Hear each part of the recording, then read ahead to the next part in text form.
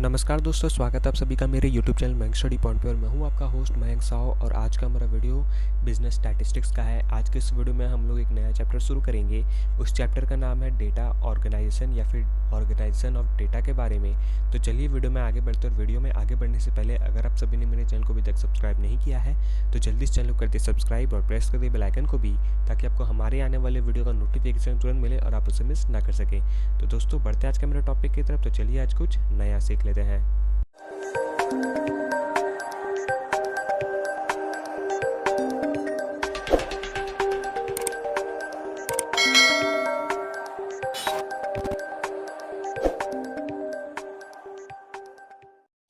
तो दोस्तों वीडियो में आगे बढ़ने से पहले हम लोग आज जानते हैं कि आज के इस वीडियो में हम लोग क्या क्या सीखने वाले हैं। तो आज के इस वीडियो में हम लोग ऑर्गेनाइजेशन ऑफ डेटा का मीनिंग समझेंगे, उसके बाद ऑर्गेनाइजेशन ऑफ डेटा का नीड समझेंगे और आखिर में जानेंगे उसका क्लासिफिकेशन के बारे में। तो मीनिंग से शुरू करते हैं। दोस्तों मीनिंग में जाने से पहले मैं आप सबको ये बताना चाहता हूँ कि इसके पहले हम लोगों ने जो चैप्टर 1 और 2 में किया था, चैप्टर 2 और 3 में कलेक्शन ऑफ डेटा और सैम्पलिंग ऑफ डेटा, आप लोगों ने उस वीडियो को नहीं देखा तो उस वीडियो को पहले ज़रूर देखिए, उसके बाद इस वीडियो को देखिए, ताकि आपको कॉन्सेप्ट जो अच्छे से समझ में आए, क्योंकि उस वीडियो से ही ये वीडियो रिलेट करेगा प्रॉपरली। तो आप लोग इस वीडियो को देख रहे हो और उस वीडियो को नहीं देखे तो उस वीडियो को पहले जरूर देखिएगा। आई बटन में आपको दोनों वीडियो का लिंक मिल जाएगा। तो बात करें what is organisation of data. Organisation of data क्या होता है?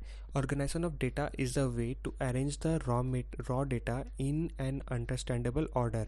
तो जो हम लोगों ने कलेक्शन ऑफ ऑर्डर में जो डेटा कलेक्शन किया था, कलेक्शन ऑफ डेटा में जो हम लोगों ने डेटा को कलेक्ट किया था, कहीं से सेंसेक्स से या मैगजीन से, न्यूज़पेपर से, एफएम से, सोशल मीडिया से, सोशल साइट से, उन सभी को हम लोग को अरेंज करना होता है। सबसे पहले हम लोग कलेक्शन करते हैं, उसके बाद उसका सैम्पलिंग करते हैं कि इस ग्रुप में इतने लोग होने चाहिए, तो इस ग्रुप का एक एजम्पशन ले लिए और उसे हम लोग अरेंज करते हैं। अब अलग अलग तरीके से उसको डिफ्रेंशिएट करते हैं कि मेल कितना है, फीमेल कितना है, इस तरीके से जो अंडरस्टैंडेबल ऑर्डर में हो, जो समझ में आए कि हाँ ये कौन सा डेटा के बारे में बताया जा रहा है या फिर कौन सा डेटा का काम है ये। Organising data include classification, frequency distribution table, picture representation, graphical representation etcetera. Organising जो डेटा ऑर्गेनाइज किया रहता है उसके अंदर इंक्लूड होता है क्लासिफिकेशन, जो उस डेटा को हम लोग क्लासीफाई करते हैं, उसका फ्रीक्वेंसी डिस्ट्रीब्यूशन टेबल, उसके अंदर पिक्चर रिप्रेजेंटेशन होता है, ग्राफिकल रिप्रेजेंटेशन होता है, जैसे कि पाई चार्ट वगैरह हो गया, ये सारा चीज़। फिर data organisation help us to arrange the data in order that we can easily read and work on it. Data organisation हम लोग को क्या बताता है कि हम लोग जो डेटा को क्लासीफाई करके रखे हुए अलग एक ऑर्डर में, उसमें हम लोग उस डेटा को हम लोग अच्छे से समझ सकते हैं, समझने में आसानी होता है, उस डेटा को पढ़ने में आसानी होता है, उस डेटा से काम करने में हमें आसानी होता है। हमें या फिर ऑर्गेनाइजेशन जो वो काम कर रही, जो ऑर्गेनाइजेशन उस डेटा को कलेक्ट की है और उसका रिजल्ट देख रही है, उसे काम करने में आसानी होता है। जैसे मान लीजिए कोई मैन्युफैक्चरिंग कंपनी है, वो कुछ सर्वे की है अपना डिमांड देखने के लिए, उसका कौन सा प्रोडक्ट का डिमांड ज़्यादा है, और उस डिमांड के उस सर्वे के बेसिस पे वो अपना प्रोडक्ट को मैन्युफैक्चर करेगी। तो अगर आप उस डेटा को सही तरीके से मॉडिफाई किए हो, सही तरीके से कलेक्ट किए हो और उसे अरेंज किए हो, तो कंपनी को आसानी होगा उस पर काम करने में और उसको समझने में।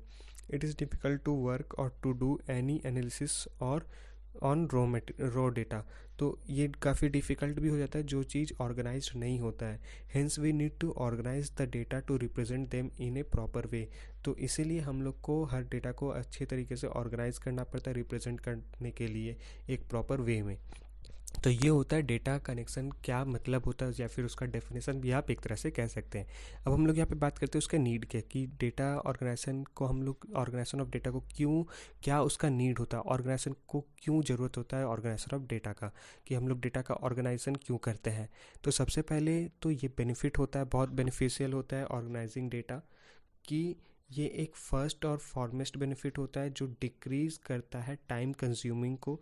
जो डेटा हम लोग सर्च कर रहे हैं, उस डेटा को सर्च करने में हम लोग का टाइम कंज्यूमिंग को रिड्यूस करता है। मान लीजिए अगर आप डेटा को सही तरीके से कैटेगराइज नहीं किए हैं, उसको डिफ्रेंशिएट नहीं कर रहे, डेटा जहाँ तहाँ जैसे तैसे रखा हुआ है, तो आपको वो ढूंढने में भी टाइम लगता है। लेकिन आप वही चीज़ अच्छे से सजा कर रखे हुए एक सही प्रॉपर मैनर में ऑर्गेनाइज करके, तो आपको वो डेटा हमेशा याद रहता है कि अच्छा वो चीज़ वहाँ पे रहेगा। जैसे कि आप अपना स्कूल बुक या फिर सेल्फ साफ़ करते हो, जहाँ पे आपका बुक स्टोर्स बुक सब रखा रहता है। तो आपको मालूम होता है कि मैंने कौन सा बुक कहाँ पे रखा है, कौन से स्लॉट में रखा है, या फिर आपको मालूम होता है कि आपके फ़ोन में कौन से पीडीएफ के अंदर आपका कौन सा डॉक्यूमेंट्स रखा हुआ है।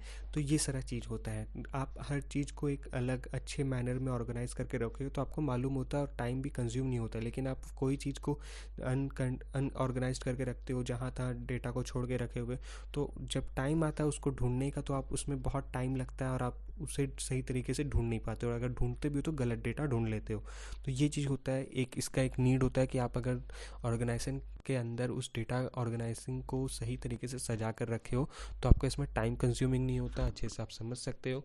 और जो डिसऑर्गेनाइज डेटा होता है वो बहुत सारा बॉटल नेक का जैसा होता है, जहाँ पे आपका स्ट्रक्चरिंग जो होता है वो सही नहीं होता और वो कहीं भी कोई भी डेटा आपको देखने को मिल जाएगा। अगर मान लीजिए आप किसी स्कूल में हो, उस स्कूल के अंदर 1000 बच्चे, और जहाँ पे आपको निकालना है कि उन 1000 बच्चे में से कितनों ने 90% कवर किया है या फिर 90% से ज़्यादा लेकर आया है। तो अब आप अगर वो डेटा को सही तरीके से ऑर्गेनाइज नहीं किए हो, पहले से उसे आप सही तरीके से कैटेगराइज नहीं किए हो कि 90% वाले कितने हैं, 80% वाले कितने हैं, और वो जैसे तैसे रैंक वाइज रखा हुआ है, तो जब आपको बोला जाए कि मुझे बताएं तो आपको वहाँ पे मुश्किलें होंगी। आप वहाँ पे डेटा छांटोगे कि चलो देखते हैं इसमें इतना है उसमें उतना है, तो इसमें बहुत ज़्यादा टाइम बर्बाद होता है। तो लेकिन आप जो चीज़ पहले से करके रखे हो, कस्टमाइज़ करके रखे हो, उसे सही तरीके से कैटेगराइज करके रखे हुए हो, तो जब आपसे पूछा जाए कि मुझे बताएं 90% वाले कितने हैं, 80% वाले कितने हैं, तो आप उसे सही तरीके से बता सकते हो, रिप्रेजेंट कर सकते हो, और इसमें आपका टाइम भी ज़्यादा नहीं लगेगा। और आपका जो इन्फॉर्मेशन होगा, जो आप जिस तरह का आपको इन्फॉर्मेशन का रिक्वायरमेंट होगा, वो आपको सही तरीके से सही समय पे मिल जाएगा। ये परसेंटेज वाइज डिसेंडिंग किया रहता है कि पहले 90%, फिर 80, फिर 70, फिर 60, इस तरीके से। या फिर असेंडिंग वाइज भी कहीं कहीं रखा जाता है कि 1 कौन है, 2 कौन है, सेकेंड कौन है, ये ठीक है। अब ये करता है, अब इसका क्या हो जाता है कि ये डेटा ऑर्गेनाइजेशन में हेल्प करता है अंडरस्टैंड करने में कि आप जो डेटा कलेक्ट किए हो वो प्रॉपर यूज़ हो रहा है या नहीं हो रहा है, उस डेटा का आप उसे समझ पा रहे हो नहीं समझ पा रहे हो। जैसे कि मैं आपको मैन्युफैक्चरिंग कंपनी के बारे में बताया कि मान लीजिए एक बेबी सॉप मैन्युफैक्चरिंग कंपनी है, वो साबुन बनाता है। अब वो साबुन ये सोच कर बनाता है कि मुझे मेरे साबुन को बच्चे यूज़ कर रहे हैं, लेकिन वो जब सर्वे करता है तो वो देखता है कि उसके साबुन को बच्चे से कम बड़े लोग ज़्यादा यूज़ कर रहे हैं। तो वो उस डेटा को कहाँ से लेके आया, इसी जगह से लेके आया, कलेक्शन किया, सर्वे किया है, और उस डेटा का ऑर्गेनाइज करके वो उस मुताबिक प्रोडक्ट को बनाता है जैसा उसका मार्केट में डिमांड होता है कि मुझे बड़े लोग, मेरे साबुन को बड़े लोग यूज़ कर रहे तो मैं उस तरीके का साबुन बनाऊंगा उनके लिए। और ये सिक्वेंशियल व्यू में देखा जाता है। अगर आप कोई भी चीज़ सजा कर रखे हो और वही दूसरा जगह आप किसी चीज़ को ख़राब करके बिगाड़ के रखे हुए हो, तो आप पसंद करो कि जो सजा हुआ है उस सामान को मैं ज़्यादा यूज़ करूँ। तो ये सारा चीज़ होता है। सजे हुए में आपको अच्छे से सब कुछ दिखाई देता है कि हाँ ये प्रोडक्ट यहाँ पे है, वो प्रोडक्ट वहाँ पे, लेकिन कोई भी चीज़ डिसऑर्गेनाइज तरीके से रहता है, अनऑर्गेनाइज तरीके से, तो आप उस जगह पे नहीं जाते हो। फिर data organisation can be various type of depending on the requirement of the user. ये डेटा ऑर्गेनाइजेशन जो होता है वो अलग अलग तरह के वेरियस टाइप में डिपेंड करता है कि जैसा यूज़र का रिक्वायरमेंट होता है उस हिसाब से वो अपने ऑर्गेनाइजेशन को बांटता है, उसके टाइप्स को। Sometimes the repeated value in the data are collected together to know the mode of the data, or sometimes the data is organized in increasing and decreasing order to find the median of the given set of data। यहाँ पे क्या होता है, जो data repeated value में रहता है, जो डेटा हम लोग बार बार कलेक्ट कर रहे होते हैं, उसमें क्या होता है कि हम लोग इंक्रीजिंग और डिक्रीजिंग वाइज में उसे ऑर्गेनाइज करते हैं, ताकि हम लोग जब मीन मीडियन मोड निकालें, जो हम लोग आगे आने वाले वीडियो में हम लोग जानेंगे कि मीन मीडियन मोड कैसे निकालते हैं, उसका ग्राफिकल व्यूज़ कैसे निकालते हैं, उसका फैक्टर्स, उसका वेरिएबल्स किस तरीके से निकालते हैं, तो वो कैसे निकाला जाता है, वो डेटा को हम लोग निकालते हैं कि इंक्रीज़ हो रहा है या डिक्रीज़ हो रहा है। ये होता है need for organising of data में, कि हम लोग जब डेटा को ऑर्गेनाइज करते हैं तो उसका क्या नीड होता है। ये हो गया। अब हम लोग जानते हैं क्लासिफिकेशन के बारे में कि डेटा क्लासिफिकेशंस क्या होता है। तो डेटा क्लासिफिकेशन क्या बताता है, ये 4 टाइप्स में हम लोग बांटते हैं: chronological data, spatial data, qualitative data और क्वांटिटेटिव डेटा, जो हमें बताएगा कि इस डेटा का किस तरीके से यूज़ करें और उसका व्यूज़ किस तरीके से होता है। Bring order to raw data, we can classify a bulk of data based on their need और purpose. The different types of data based on which they are organised are given below. तो इस data को हम लोग समझते हैं कि जो ये 4 टाइप्स होते हैं वो किस किस तरीके से हम लोग ऑर्गेनाइज करते हैं और उसका यूज़ किस तरीके से करते हैं। तो सबसे पहला डेटा आता है क्रोनोलॉजिकल डेटा। ये डेटा ग्रुप में क्लासिफाइड होता है जिसके अंदर हम लोग टाइम के हिसाब से चेक करते हैं कि इस टाइम पे पॉपुलेशन, मान लीजिए आप एक गवर्नमेंट ने सेंसेक्स किया 10 साल के बाद कि देखते हैं कि 2020 में कितना पॉपुलेशन था और 2010 में कितना पॉपुलेशन था, 2008 में कितना पॉपुलेशन था या 2009 में कितना जो 10 साल के होते हैं, 10 साल यानी कि अभी 2020 है तो फिर 2010 था तो फिर इस तरीके से हम लोग कैलकुलेट करते कि 2000 में कितना था। ये 10 साल के अंदर होता है। तो आपको यहाँ नीचे भी देखने को मिल रहा है कि ये क्रोनोलॉजिकल डेटा आपको कुछ इस तरीके से दिखता है, जहाँ पे आपको सच एज डेज़ के बारे में, वीक्स के बारे में, मंथ्स के बारे में, ईयर्स के बारे में बताया जाता है। For example growth of population, जो मैंने अभी आपको बताया कि जो टाइम हर साल पॉपुलेशन बढ़ रहा है या घट रहा है वो बताया जाता है।